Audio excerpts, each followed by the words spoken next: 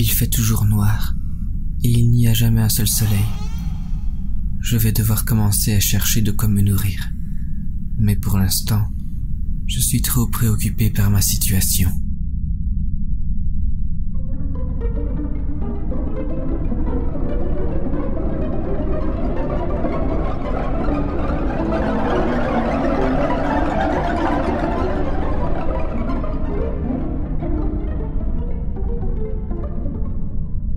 Je me lève, je sors la boussole de ma poche et je continue à marcher dans la direction qu'elle m'indique. Après avoir parcouru une dizaine de mètres, je commence à sentir une odeur d'œuf pourri. Quand soudain, je heurte quelque chose sur le sol. Je ne vois pas très bien ce que c'est. Je m'accroupis et j'approche ma main pour toucher. C'est une texture froide et poreuse. Je suis parcouru par un frisson quand je me rends compte que je suis en train de toucher des doigts, une main. Au milieu de cette main, il y a une sorte de bâton qui est planté à travers la main, jusque dans le sol. Ça me dégoûte. Serait-ce cette main que j'ai rencontrée auparavant? Je glisse mes doigts jusqu'au poignet. Il n'y a pas de bâton, donc pas de lanterne. Je sursaute brusquement en arrière. Les doigts de la main se mettent à bouger frénétiquement. Le bâton semble l'empêcher de se déplacer. Il vaut mieux que je la laisse là. Je préfère ne pas laisser cette chose se déplacer dans le noir autour de moi. Je reprends mon chemin quand, au loin, j'aperçois une lumière. Depuis tout ce temps passé dans le noir, sans savoir où je mets les pieds, si c'est à nouveau une main avec une lanterne, il me la faut. J'accélère mes pas en direction de cette lanterne. Je me trouve à quelques mètres de la chose qui a cette lanterne. Ce n'est pas une main. Elle est assise, le dos face à moi. Elle est recouverte d'un drap. Au premier coup d'œil, elle ne semble pas grande. Ça me rend nerveux. J'ai besoin de cette lanterne. La chose se lève brusquement et me fait face, pointant le bâton avec la lanterne vers moi. Je découvre le visage d'une fille, maigre, aux longs cheveux entremêlés, le visage épuisé et effrayé. Elle me regarde droit dans les yeux. Son visage se vide alors de toute expression. Puis, elle se rassoit à terre, sans dire un mot. Une euphorie s'empare de moi. Elle semble tout à fait normale. Je m'approche d'elle. Juste au moment où j'ouvre la bouche, d'une voix brève, elle me demande si j'ai de la nourriture sur moi. Je suis surpris de sa question. Je lui réponds que je n'ai rien. Elle fixe du regard la lanterne posée sur le sol, puis lève la tête vers moi en sortant une boîte à musique de sa poche, la même que la mienne, et elle commence à me parler de cette boîte. D'après elle, chaque boîte émet une musique différente, mais elle ne fonctionne pas dans cet endroit. Elle ne fonctionne que là d'où on vient. Elle pousse un soupir. Elle est arrivée ici avec son petit frère. Ils avaient d'abord trouvé cette boîte dans le jardin de leur maison. Elle s'interrompt et jette un œil derrière son épaule. Au loin, on entend un écho, mais impossible de vraiment bien entendre ce que c'est. Elle recouvre la lanterne avec son drap et continue à me parler. Quand ils sont arrivés ici, ils ont été recueillis par un couple âgé. Ils ne parlaient pas, mais ils étaient violents et les frappaient. Ils étaient forcés de rester debout et de regarder le couple. Je fus surpris par ce qu'elle me dit. Le couple choisissait un endroit dans la maison, et ils obligeaient la fille et son petit frère à rester immobiles sans jamais les laisser s'asseoir. Ils ne pouvaient pas même détourner le regard de ce couple. Si par malheur, ils détournaient le regard, ou s'ils avaient un mouvement parasite, le couple les rouait tous les deux de coups. Après un certain moment, ils recevaient à boire et à manger. toujours avant d'être changé de place. Son regard plonge dans le mien, un regard terrorisé. Cela pouvait arriver à n'importe quel moment. Genre, on l'a changé de place, déjà après quelques minutes, parfois plusieurs fois de suite, avec toujours un repas avant chaque changement. Comme nourriture, il devait manger des sortes d'insectes énormes. Ces insectes poussaient de petits cris aigus. Leurs pattes gesticulaient dans tous les sens. Le vieillard les enfonçait dans leur bouche et les faisait mâcher. Ils ont vomi de nombreuses fois, même pendant qu'on leur mettait la nourriture en bouche. Malgré ça, ce vieux couple continuait à les nourrir. Quand ils avaient fini, parfois, la fille et son frère s'évanouissaient.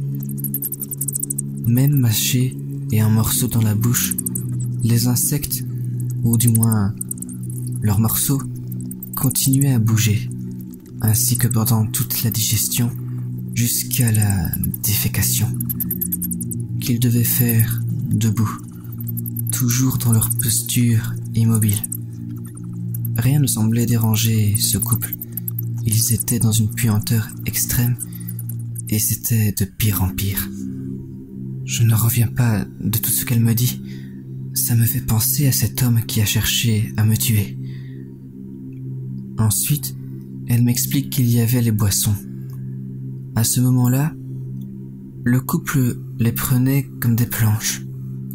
Il les déposait sur la table et leur enfonçait un entonnoir dans la bouche jusqu'à la gorge. Et il versait ce qui était la boisson. Elle me dit qu'elle n'a jamais su de quoi il s'agissait, mais l'odeur était horrible et c'était gluant. Ils n'ont jamais cherché à savoir de quoi il s'agissait. Le choc de la nourriture était déjà suffisant pour eux. Elle commence à rire nerveusement en me disant qu'elle ne les a jamais vus se nourrir de quoi que ce soit. Pour éviter ces récompenses, ils ont fait en sorte d'énerver le couple. Recevoir des coups valait mieux que leur récompense. Tout ce qu'elle me dit confirme bien mon idée que tous ces gens sont fous. Je lui demande comment est-ce que elle et son frère se sont échappés. Elle me répond que se défendre était impossible car ils étaient énormes. De plus, elle et son petit frère tenaient de moins en moins debout. Et au final, il les avait enfermés dans un placard, estimant sans doute qu'ils étaient devenus inutiles car incapables de rester debout. Le temps passait et, enfermés dans le placard, ils avaient de plus en plus faim, de plus en plus soif. Elle me dit que c'est la malédiction de cet endroit. Je lui demande ce qu'elle entend par malédiction. Pour moi, tout ici n'est que malédiction. Elle m'explique que rester sans boire ni manger est une torture. Le corps devient douloureux, on perd notre énergie, on devient fou, jusqu'à mourir. Mais ici, cela s'arrête au stade avant la mort. On souffre de faim et de soif, mais on ne meurt pas. C'est ce que son frère et elle ont découvert. Pour ce qui concerne le couple, ils se sont enfouis eux-mêmes. En fait, c'était une vraie panique. Le couple hurlait de peur, sans raison, en courant dans toute la cabane. Et puis, ils se sont enfuis. C'est à ce moment-là que elle et son frère en ont profité pour s'enfuir à leur tour. Depuis, ils tentent de survivre du mieux qu'ils peuvent, tout en cherchant à fuir cet endroit.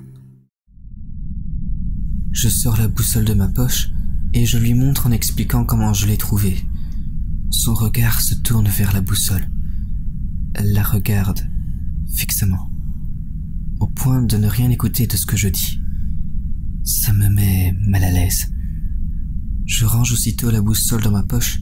Je lui propose de suivre le chemin de la boussole avec elle et son petit frère. Elle tourne son visage ailleurs et se redresse. Elle remet la couverture sur elle et reprend sa lanterne. Elle marche dans l'obscurité et me propose de la suivre. Sur le chemin, elle me dit que nous allons rejoindre son frère. Ils ont vu et appris des choses sur cet endroit, mais n'ont aucune idée du temps qu'ils ont passé ici. D'après elle, on rencontre les habitants. Ce sont les personnes à qui nous avons eu affaire. Ils n'ont pas besoin de lumière pour se déplacer. Ils connaissent les lieux, mais ils ne semblent pas capables de communiquer. Ils ne parlent jamais. Certains seraient dangereux, d'autres nous ignorent tout simplement. Puis, il y a les outils vivants. Ils exercent tous une fonction spécifique, comme être une simple lanterne. Apparemment, ils sont inoffensifs. Elle m'en montrera d'autres. Ensuite, il y a les gens comme nous qui viennent de l'extérieur. Et il y a ceux qu'on ne voit pas. On les entend toujours de loin. Mais elle n'a jamais été voir de quoi il s'agissait. Elle dit que les habitants et les outils semblent les fuir.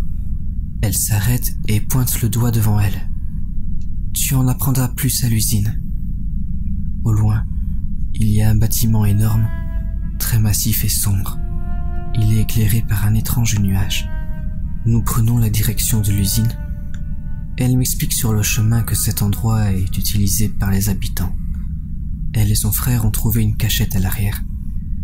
En nous approchant, je commence à entendre les sons des machines. Ce lieu dégage une puanteur énorme.